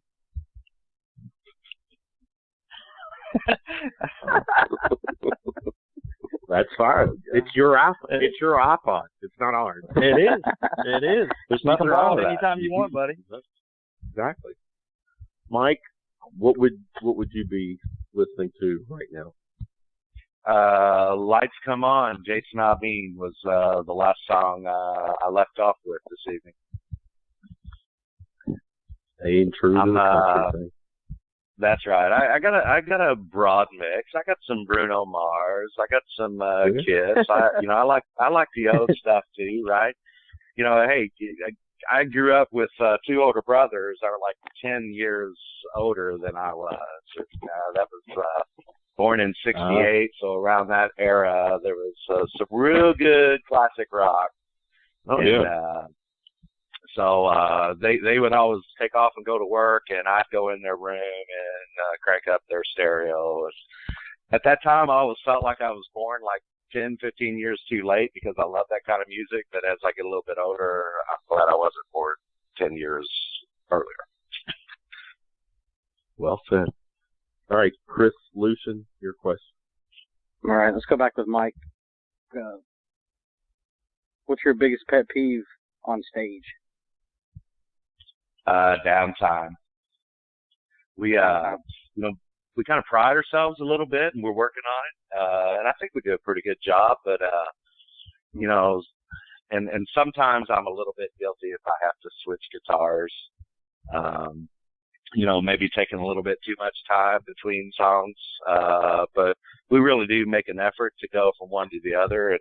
And I think that's what people want. I mean, they come out, they're drinking, they're dancing, having a good time. There's nothing worse than people staring at you on the dance floor and somebody's tuning a guitar, or whatever the case may be. Yeah, some of that's inevitable, though. Yeah, be honest, Mike. How much of that diva personality is you going, hey, everybody look at me right now for the next 15 seconds as I switch out my guitar? Well, I will be completely honest. I knew it. I knew it. Very little, man. We try to do it fast. Phil McCarg, Phil, here's your plug, buddy, if you're listening, the best drummer in the country. Just in case y'all are wondering, that's a little plug for Phil there, right? There you go. He usually, we do the earbud thing, so he can talk to us throughout the song, which is sometimes fairly entertaining, if you catch what I mean. But he usually hollers them out when we end one, and boom, we're into the next one.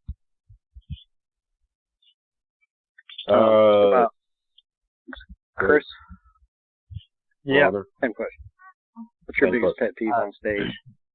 Pet peeve? I guess mine would probably be when, when we practice something a certain way and then it's totally improv when we get up there, which sometimes happens. And, it's not for any given reason. It's just, hey, we're going to do this and that. And then we just kind of, to me, I scatter around because I'm used to doing it one certain way. But you know what? 9 out of 10 times we do that and end up sounding better, and we practice it that way anyway. So, but while I'm on stage, it's totally different because it's like, hey, wait a minute, what are we doing? And then it's like, oh shit, that sounded really fucking cool. So let's keep it that way. Travis?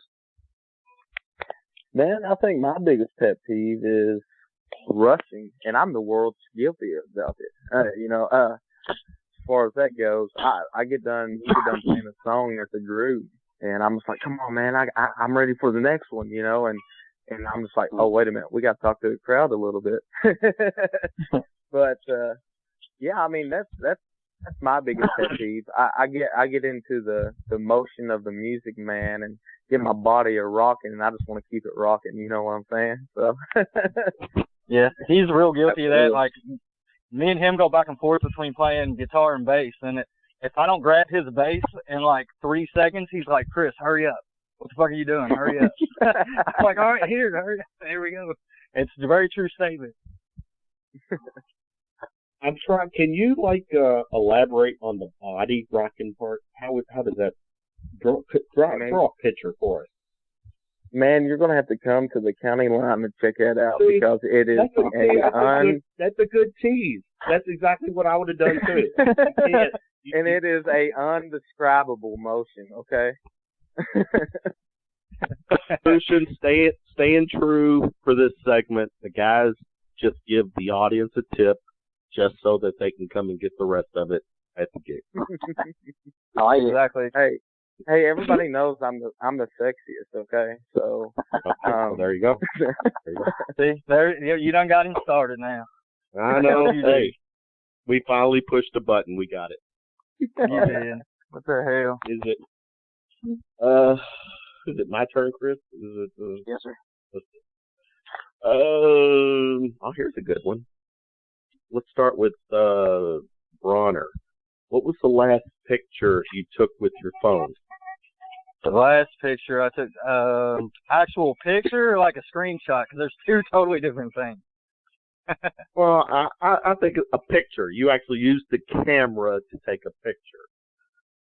I used my camera. I took a picture. No, this is actually a good one. It's nothing perverted, actually, Travis. I actually took a picture of a big bonfire that we had at a party because it looked so good, and it was too hot to roast some marshmallow. And I actually took that picture and sent it as a text message because I was drunk, and I said, I can't make any goddamn s'mores. That's exactly what the last picture I sent. Oh. Mike, same question for you.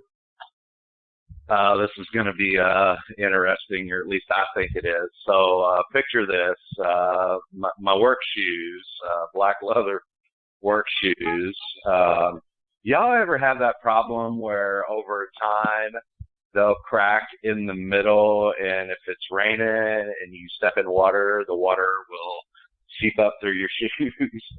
Anyone ever have that issue, or is it just me? I probably have. Yeah, I think we all have, I guess. All right. Well, just for giggles, I picked up a can of Flex Seal as seen on TV to spray on the bottom of my shoes just to see if it works. So Flex Seal. You really do watch infomercials, Mike? Not normally. Flex but, Seal. actually, Flex Seal. But wait, there's more. But that's not. Well, they didn't offer me 2 cans for the price of one at Walmart. I could well, you didn't watch the show long enough. They would have. Yeah. So yeah, I took a picture of my shoe and the bottle of Flex spray, and the guy at work that I was talking about with, I sent it to him. So now you know. There you go. Good stuff. Travis, same question. Man, this weekend we was actually out on the lake for Father's Day, so we had the pontoon and we were tubing and stuff. So the last picture that had been taken on my phone was actually a picture of me and my boy, and he was trying to steer the boat with me. So I don't have anything interesting as far as that goes. Just a little bit of father and son love there for this. That's good stuff. Father's Day weekend. Nothing wrong with and that. by the way, to any of you fathers out there, happy Father's Day. Belated Father's Day to you guys. So very cool. Yeah. Well, thank you, Travis. You're a day late. Hey, I was waiting on it yesterday and I never got it, but I appreciate you now. Yeah. Same to you, I guess. I wanna, the way my mind operates, I'm trying to see if Chris Lucien will save that question. Help the question out. Chris Lucien, tell me you took something pretty good with your phone lately. The last picture I took? Yes. Come My on. son, we were eating at Shack in the Back barbecue, and he was trying to avoid me taking his picture, so I took like 8 pictures in a row. So Shack in the Buck. Is that over on in Fairdale? Shack in the Buck? Yeah. Oh, that's good stuff. Love that. Yeah, it is. All right, maybe I was the only person who took the best picture, but you guys will just have to see it this weekend. I can't tell you. Anyway. That was a setup. You see what he did? He's just giving you the tip, literally. Exactly. That's right. Yeah. He's literally practicing the rule. Wow. Exactly. It's awesome. Yeah. My rules, my game. All right, Chris Lucien, your question. All right. So Travis, who gave you your first instrument to play? First instrument. It was a Model A. I could be wrong, but I think it is. It was a Model A Fender guitar. And I was in church, and I was like 11 years old. And I really, really, really wanted to learn how to play guitar. And it actually came from this older gentleman, and he had this guitar for like 25, 30 years. And he was like, I really want to give you this guitar. I want you to have it because you seem like you really want to play. And till this day, I still have that guitar. I've never gotten rid of it. So. Yes. Chris, what about you? Mine is a weird. Well, unlike Travis, I never really wanted to learn how to play an instrument. What happened with me, I was in the 7th grade, and I got caught doing a lot of shit that I shouldn't have. And my parents pretty much grounded me for like a year. I couldn't do nothing. And my brother just so happened to buy a guitar that's been sitting in the corner. I just started picking away, learned a couple of Metallica riffs and stuff. And then I met a good friend of mine who he played, and he kind of inspired me. And I just kind of took off from there and never quit. So luckily, I did a lot of bad shit when I was younger and made me who I am today, pretty much.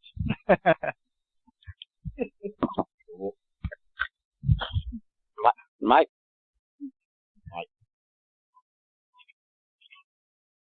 Oh, you still there?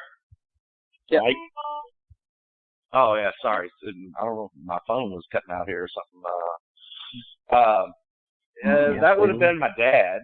I actually, you probably don't know this, but I actually started out playing drums. I played drums for about 20-something years, and my dad, when I was just a kid, there were six kids, and my dad, he had a family band, and he taught us all how to play.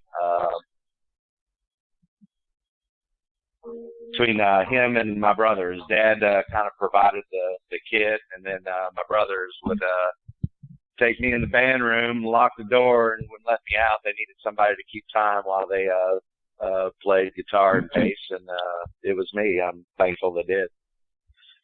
Awesome. What genre was your family band? Well, so we grew up in the country. My dad was full-blown German, so they played a lot of older German music, waltzes and polkas, and the old country. Which is kind of cool, though. But growing up, in high school and stuff like that, your buddies find out, oh, you played a band? We want to come check you out. No, you don't. Nah. But I tell you what, man, I look back on it now, and I still do it on occasion. My brothers, they live up around Jasper, Huntingburg, Indiana. And they line something up. I'll go up and sit in with them, and we'll pull out some of that old stuff. It's just a lot of memories, a lot of good times. I wouldn't trade it for the world. That's cool, man. Very cool. Very cool. My turn? We gone through the... All right, let's see. All right, this is one of my favorite ones, Chris, that I have to steal from you, but since it's my turn, I'll go on and use it. Travis, what's your favorite phone app? Oh, God. Let's see. Favorite phone app. Dude, we know it's not Pornhub because they don't have an app. And you know that. And that's from personal experience, right, Kevin? I actually don't. That's a well, I'll look it up right now. Settle that. My favorite app, or just your favorite app, your favorite phone app, whatever. What's your go-to app on your phone? My go-to app. Well, I guess since I do pretty much all the managing on Facebook, I guess it's the Facebook pages. The page manager app. I guess that's the one I spend most of the time on, and I enjoy it. I enjoy creating all the flyers and doing all that stuff. So I guess it would have to be the Facebook page manager. Chris, Lucien, I'm a little disappointed. We've got kids. Basically, these two are kids, and they've just not given us any kid-type, Beavis and Butthead type responses. They've been kind of... You're not asking the right questions, Kevin. Well, okay, there you go. Not asking. I'm the oldest one out of the entire band. I'm just throwing that out there. I'm just maybe like a young adult and not a kid now. Yeah. Yeah. All right, Sounded good. Who's next? Yeah, it sounded good. Who's next? Someone else jump in. Same question. Okay. Favorite phone app. This is Mike, and maybe I'm the kid because although I use Facebook and all that, I've got a couple sound bites from Duke Nukem and Johnny Bravo on my phone. I absolutely love them. Johnny Bravo. Oh, whoa, mama. Whoa. Hey, baby. I was kind of pretty. Yeah. Chris, that's the first time we've had a Johnny Bravo soundbite on the show. I like it. I like that. Who else? Who hasn't answered? I'll answer. Chris will. Got it. I use the stupid freaking slot machine app because I don't know why. I just do. It's like when I go to bed every night, that's why I click it. And then I'll run out of coins too damn quick, and then you gotta wait like 2 hours or however long to get more coins, and then I just play Minion Rush, and then my phone goes dead, and I have to charge it in the morning because I always fall asleep with it on. So those are my two apps: Minion Rush and the slot machine game. See, that's our dose of reality, Chris Lucien, that we are dealing with a kid here. But that's okay. You all are kids. Be a kid. I tell my kids that. Be kids. All right, Lucien, you're next. All right. Let's see. What song do you... let's go with Mike. What song do you just refuse to play? Oh, man.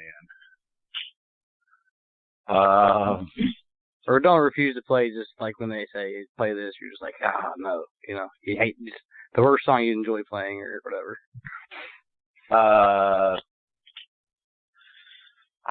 That's Mustang Sally comes to mind. That's been mentioned before. Yeah, I can imagine. Some people really love that song. I'm a big fan of Jimmy Buffett, but Margaritaville's been around a long time too, right? So we do it, we play it, we get requests for it, and if that's what people want to hear, we'll do it. It's just not my personal favorites, I guess. All right, Travis, what about you? Oh man, it's got to be Wagon Wheel. Oh, dude. Every time I mentioned a few times, man, it's like, man, hey, guess what? We're playing Wagon Wheel. And I'm just like, oh no, again. Well, you know what? But I gotta kind of call them out on this, Chris. These guys have been playing for less than a year, and you've already gotten songs that are on your no playlist right now. Well, you got to keep in mind too, Kevin. You got to keep in mind that I did a solo ride for like 3-4 years before this band came along, and then even before, before that, we was in another band. So, Chris, what about you? Mine, we still play it, because I don't refuse to play it, but my least favorite song that we play that every time we get to it, I'm just like, God, I don't want to play this, would probably be Folsom Prison. I hate playing that damn song. Yeah, that's another popular song we requested. So, Kevin, is that it? Is that all 6 of them? Well, hold on, Chris. I'm curious. What's the one song from your standpoint, Chris Lucien, that you just like? Oh, I don't want to hear that song anymore. Purple Rain. And it just so happened that somebody played it last weekend because I heard it. Yep. You see how happy I was? I don't know. I believe your woman was telling me how I thought that he banned this song from this bar. What the hell is he doing? That's what I heard. I think we did a shot, didn't we? Oh, yeah, I think we did. Chris, is that just because in lieu of Prince, it's just been played so much? No, it's just man, we had a DJ years ago back when it was Hillview Lounge, and he just closed the night out every night with that song, and it just got so old. Yeah. Well, I mean, Chris, I wasn't trying to cause you any problems, and I definitely wasn't trying to cause you any pain with that. There he is again. You don't have to try, Kevin. Yeah. But I only want to see you dancing. Good. What kind of rain, Chris? Anything but purple. Anything. All right. That was all right. My last one, Travis. If you had access to a time machine and could go anywhere in the past, anywhere, dinosaur time, 60s, whatever, where would you go, Travis? Let's see. I would go, I guess, in like the 20s or 30s, man. Everything was so simple back then, you know? I mean, at least it seemed to be. But, I mean, you didn't have all this crazy stuff going on like it is today. So, I mean, you know, if something would happen out there, you didn't like someone or something like that, I mean, you settled it, you know? You settled it. Nowadays, you can't say anything to anybody; they get offended by it. You know. I'm curious. Seems like it does. How would you have settled things back in the day? How would I settle things back in the day? Yeah, back then. I mean, you know, I'm a pretty straightforward person, so I mean, I pretty much say what's on my mind already. If it does offend somebody, I mean, I really don't worry about it. But, you know, that's just how it was. But if I was in a dispute, I don't know. I guess it all depends on how far it had to go. So shoot then ask questions, right? What's that?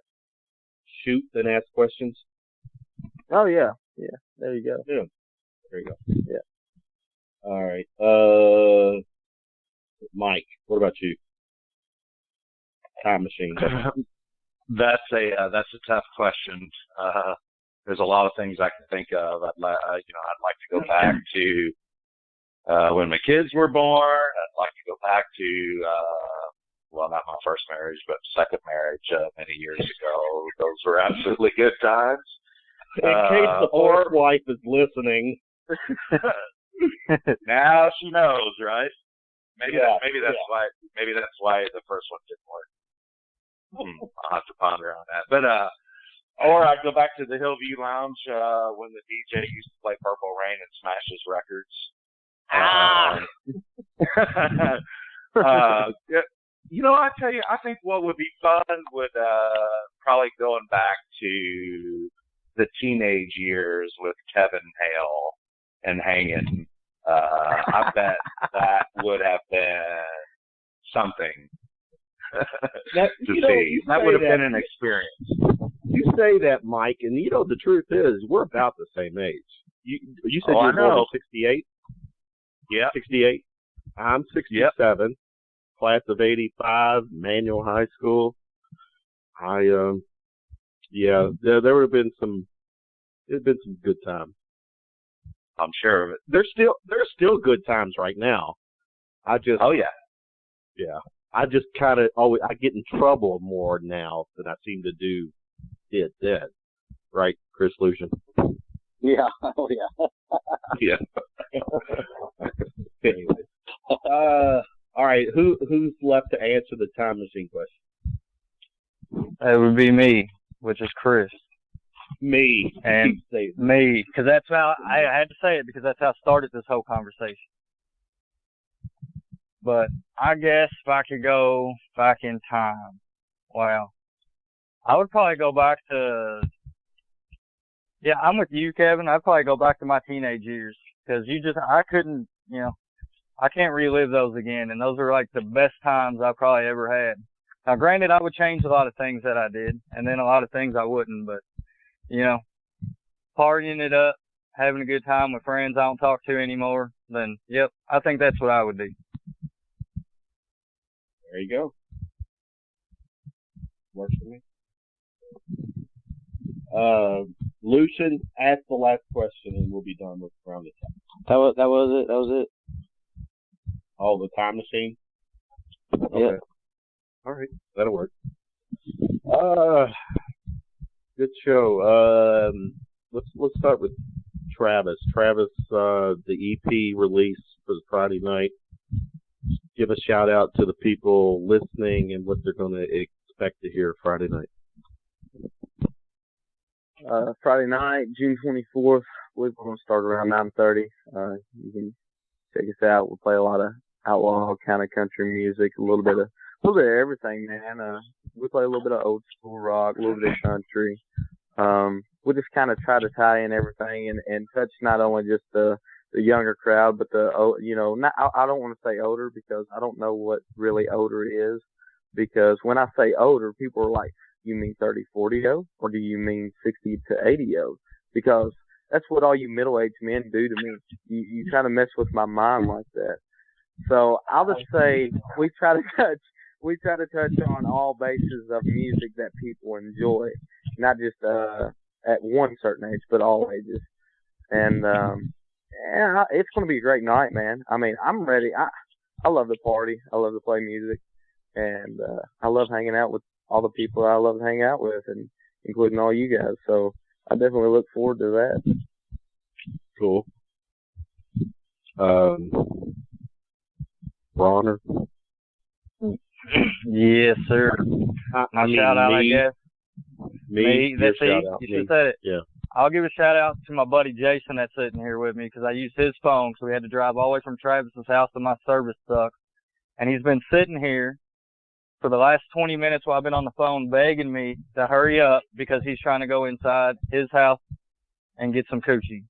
So my shout out's going to go to him so he can go in and get some. It's been longer than 20 minutes.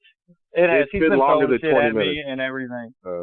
Yeah. He's still throwing stuff at me, let's give a shout out to the buddy for hanging with us and the ball did blue ball set in? I mean, is he okay? Or what's going on here? He's all right. He said you got 5 more minutes before I start throwing shit at you and cussing you out. All right. Not ready to wrap up or anything. Yeah, we'll wrap this up. All right. Oh yeah. Mike, give us a shout out for the Junction Creek. All right. Saturday night, we're gonna take stage about 9:30. We're gonna come at you with a lot of energy. We're gonna play some new country. We're gonna play some old country. We're gonna play a little bit of everything for whatever they want to hear. Even gonna throw in some Bon Jovi. Told you guys we've been working on some stuff, and we like to play a little bit of everything. So we've added some Bon Jovi to the mix, and just really excited about coming out this weekend. It's always a great time at the county line. People are great, Chris and the folks attending the bar. Can't say enough about them. They take care of people. They take care of us. So it's just a great venue, and we're excited. Looking forward to being there. Very cool. Chris Lucien, take us out of this segment. Joe. Well, I can't say it any better than those guys did. It's gonna be a great weekend for country music. It's a honky tonk setting. Don't get that very often anymore. It's gonna be be a good crowd all weekend. So looking forward to it. I agree. All right, guys. Again, we got City of Country Friday night, June 24th. Junction Creek, Saturday, June 25th. Travis, Chris Bronner, Mike, thanks for coming on and hanging with us. Our nonsense tonight. Take the leash off your friend so he can get in there, and we're rooting for it. We are rooting. Tell him to go in there and throw out some Johnny Bravo slang with her too. John, hey, mama, I bet you these kids don't even know who Johnny Bravo is. Do you? Oh yes, Cartoon Network, man, that was the shit back in the day. Okay, just checking. All right. Okay, guys, killer segment. And yeah, it's going to be. Thanks for having us, Chris and Kevin. Really appreciate the support, guys. You guys are awesome. Do a great job of it. Thanks. Kill it this weekend. Good luck, Jeff. Thank you, man. All right, everybody have a good night. All right. The county line countdown wrapping up. Chris Lucien, my man, manager, bartender at County Line. Again, Friday night, City of Country doing their EP release show. Saturday night, June 25th, Junction Creek will be in the house. As always, another fun segment for the County Line countdown segment. So, different kind of night, man. This night was, I do want to thank guests tonight for the previous two segments. Susanna, spiritual advisor, on for the first segment. Second segment, Stacey Broadway. Miss DJ Stiletto came on and killed it with her local DJing skills. We will be checking Stacey out in the near future as this show is really we do focus on the local talent. And Wednesday night I gotta give a quick shout out for my Wednesday night show. Is I do it with my co-host Greg Unthank. The theme of the show, the brand, if you will, is Shooting Stars. We're going to have country music singer, songwriter, Nashville recording artist Chase Skinner, and also local Louisville musician Lindsey Hinken will be guests on the show. And also Jake Badger from Wildwood will be on to promote a big event that's coming up in. Stay tuned for Wednesday night. And again, Friday night, Tiffany Mac, who was on for the first segment, she and I will be doing our paranormal themed show on Friday night, the KT Unearthly Show. The guest will be Dan Willis, as he is all about mainstream media and full ET disclosure. So, Kevin L. here, bidding you a good night and a pleasant day. Peace out, Louisville.